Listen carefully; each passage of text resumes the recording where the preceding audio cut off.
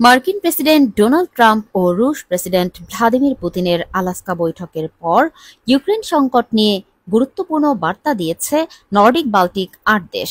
১৬ August এক যৌথ বিবৃতিতে তারা স্পষ্টভাবে জানিয়েছে, ন্যায়সঙ্গত ও স্থায়ী শান্তি নিশ্চিত করতে পরবর্তী পদক্ষেপ অবশ্যই ইউক্রেনের সঙ্গে একসঙ্গে হতে হবে। কেবল ইউক্রেনই তার ভবিষ্যৎ সম্পর্কে সিদ্ধান্ত নিতে পারে। Denmark, Estonia, Finland, Iceland, Latvia, Lithuania, Norway ও সুইডেন এই ৮ দেশের নেতারা ইউক্রেনের প্রতি তাদের অটল সমর্থন পুনর্ব্যক্ত করেন।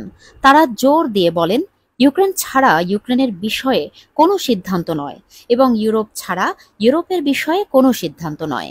বিবৃতিতে আরও বলা হয়, ইউক্রেনের জন্য ন্যায়সঙ্গত ও স্থায়ী শান্তি প্রতিষ্ঠা করতে হলে প্রয়োজন যুদ্ধবিরতি এবং বিশ্বাসযোগ্য নিরাপত্তা নিশ্চয়তা। এজন্য ইউক্রেনকে ভবিষ্যতের যে কোনো আগ্রাসন থেকে রক্ষায় ট্রান্স আটলান্টিক অংশীদারদের দৃঢ় ও সুনির্দিষ্ট প্রতিশ্রুতি জরুরি। নর্ডিক বাল্টিক নেতারা মার্কিন প্রেসিডেন্ট ট্রাম্পের সাম্প্রতিক ঘোষণাকে স্বাগত জানান।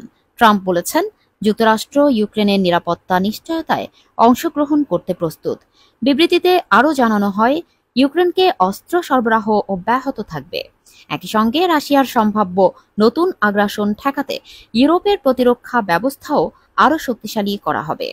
উল্লেখ্য, গত শুক্রবার আলাস্কার এলমেনডর্ফ রিচার্ডসন সামরিক ঘাঁটিতে প্রায় ৩ ঘণ্টাব্যাপী বৈঠক করেন প্রেসিডেন্ট ট্রাম্প ও প্রেসিডেন্ট পুতিন।